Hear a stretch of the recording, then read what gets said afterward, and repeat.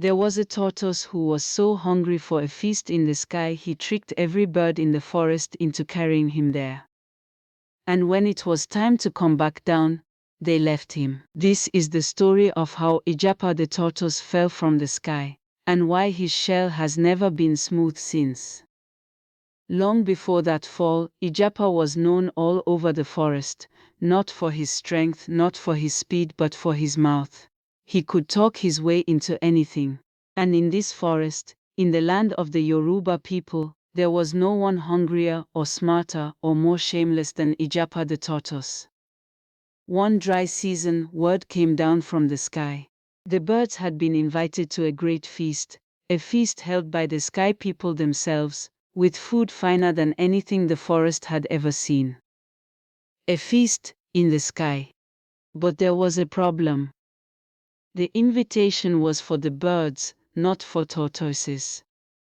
Ijapa had no wings, no feathers, no way to reach the sky. So Ijapa did what he always did. He talked. My friends, my dear friends of the sky, would you deny me the honor of joining you?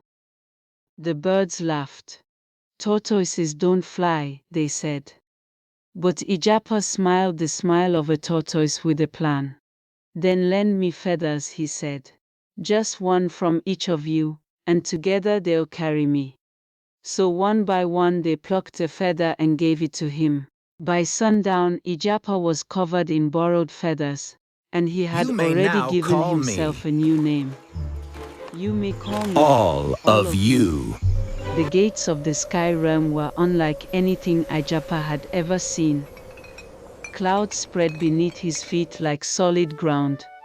Light poured from everywhere and nowhere at once. The sky people, as custom demanded, greeted their guests with a question. Who shall we say this feast is for? This feast is for all of you. The sky elder nodded, satisfied. It seemed a simple answer, and so, believing they were confirming the obvious, they declared it to the whole gathering. Then let all of you eat first. And so Ijapa ate.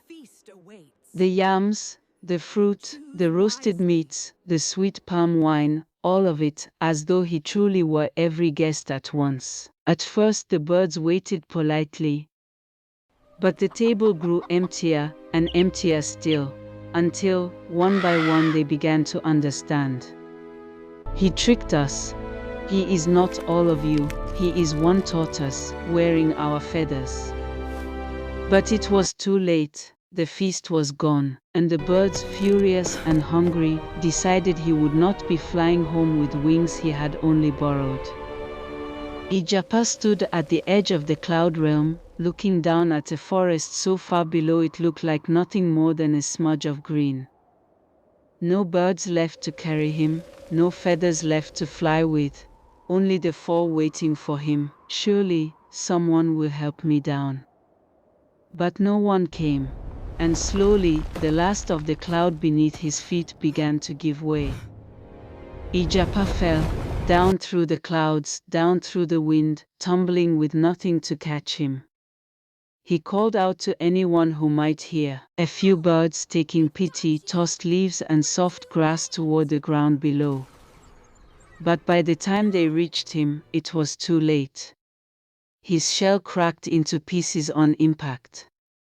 Ijapa survived, but no tortoise shell has ever been smooth since. Ijapa lay there a long while before he moved. When he finally did, he found his shell would never be smooth again, cracked and patterned. Every piece fitted back together like a puzzle only the earth could solve. And strangely, he wore it with pride. Well, at least no one will forget whose shell this is. And that is why, to this day, every tortoise carries a shell of cracks and patterns instead of one smooth surface, a reminder passed down from Ijapa's fall.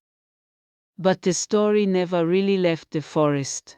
It's told again and again, not just to explain a shell but to remind us of something else.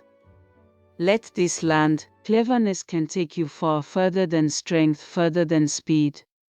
But cleverness without limits, without knowing when enough is enough, will eventually catch up with you. Ijapa got his feast, but he also got the fall. That's the story of Ijapa the Tortoise, and the feast that cracked his shell forever. If you enjoyed this one, there are many more tales waiting. Subscribe to Folktales Recap, and I'll see you in the next one.